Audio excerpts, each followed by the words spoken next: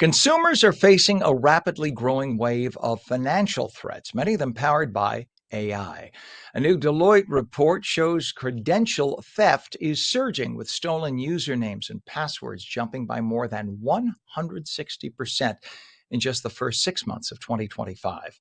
Much of the spike is being driven by AI enhanced phishing attacks and the reuse of compromised passwords, making it easier than ever for scammers and organized fraud rings to break into accounts. International Fraud Awareness Week began yesterday, and Bryan Watkinson is the Vice President of Risk Operations at Affinity Federal Credit Union, joins us this morning. Good morning to you, Bryan. Good morning, Ken. How are you? Good to have you on. So you're trying to tell me I have to change my password from password 1234, but too many people. Ken, We're kidding, but a lot of people do that. yeah. Unfortunately, it's the oldest trick in the book, right? They tell you to put big passwords out there, complicated passwords, and nobody listens, and then they wonder why you get compromised. We should definitely not be 1234 ABCD. And so now you have, it traditionally was bad enough you had the bad guys sitting overseas. We always picture what they look like in the, in the sweat rooms, all trying to break into your account or calling you up with funky accents, trying to get you to give them your social security number. But it's different now. You have AI. You don't need humans at all, right? So you have AI powered scams changing the whole fraud environment over the past year. Talk about that for us. Yeah, I think it's a scary situation for many of our members and many of the individuals in the Northeast. I think, unfortunately, right now, you said it right. I think most of the scams that we are seeing are trusted institutions potentially being compromised, right? Police, fire, U.S. Marshals, IRS, prosecutor's office, your financial institution, Affinity. I think our members over really the last 4 years, we continue to just see this massive increase of attempts for credentials. And I think the guidance that we continue to tell our members is we know your username and password as a credit union, and your financial institution knows that information. You don't need to give it to somebody over the phone. And that goes for any of the other phishing scams that we're seeing out there where somebody's pretending to be the IRS. The IRS isn't calling you, asking you to go buy gift cards or go get money and put it into a Bitcoin ATM. It's your hard-earned money. Keep it close to you and always trust but verify. I think that's the one thing that we continue to iterate to our members and our communities is you work really hard for your money. Don't always trust just because somebody calls you, they are who they say they are. You know what's scarier, I should say, Bryan, and our tech guy that we have on usually on Monday mornings, Fisher, was pointing out that now people can hack your phone and can get your list of contacts and then could call and say, I'm a friend of such and such who gave me your number. And then at that point, you figure, well, clearly you know such and such. In fact, he was telling me of an experiment that was done where somebody called the person's mother and quickly said, "Oh, mom, blah, blah, I need what's your social? I'm applying for a loan." And without Yep. thinking, the mother gave the social security number, thinking it was his son, because they spoofed the son's phone number. So the son's phone number popped Yep. up. There's no end to how far this can go.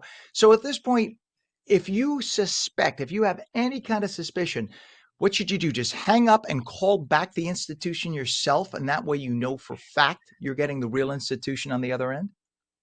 Yeah, absolutely. You definitely want to call the number back on the back of your card or go directly to the apparent institution that's giving you a call, right? I think we've seen a number of instances where you have business email compromises where unfortunately people are in that sense of, I need to get this done immediately. Oh my goodness, I'm in the middle of a home closing. I got to get this money moved right away or I'm going to lose my house. Take a breath. I think unfortunately that sense of urgency is where most of the fraud actually happens. So, if you're in the midst of a home closing and someone sends you an urgent email at the fifth hour, right before you're about to close, pause, call your attorney directly, call your institution directly.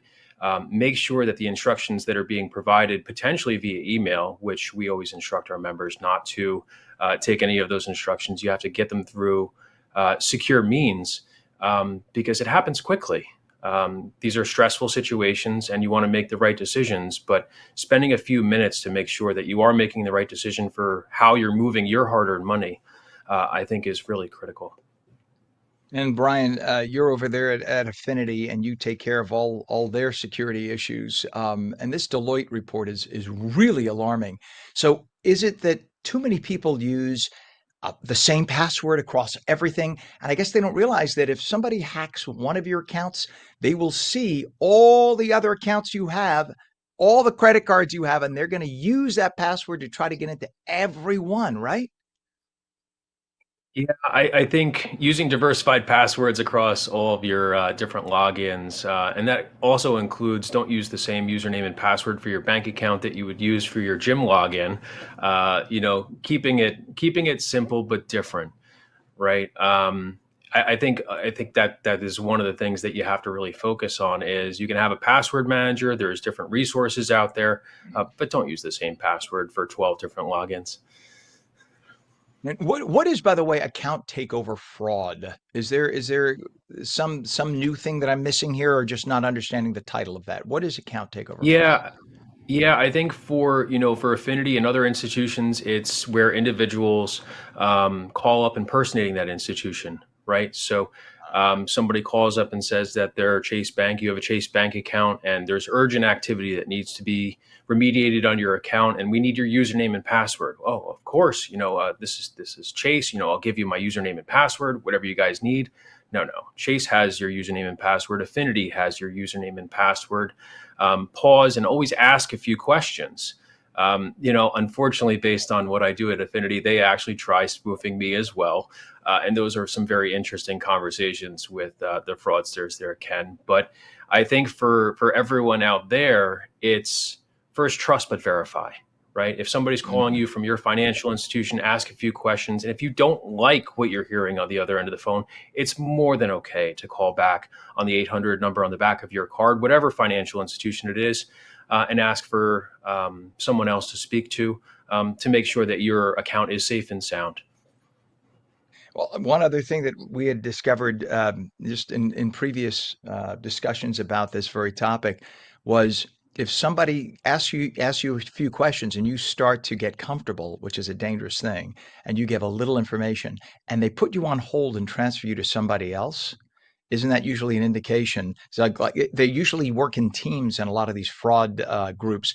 So the first person's job is to sucker you in. Then the next person has the list of expertise, things that they have to ask you to get your social security number, your address, etc. So, like you said, you could just hang up, call back the financial institution yourself, and say, "Did you guys just call me?" And ask, right? But do not just feel comfortable with somebody on the phone who calls you. Absolutely. Yeah. It's reverse sales tactics, Ken, right? They get you hooked. They get a couple pieces of information. All right. Mr. Watkinson, we'll get that sorted out for you right away. Hold on one second. I'm going to get my supervisor on the phone. We'll get this remediated for you. And then we'll have you on your way. And they got you.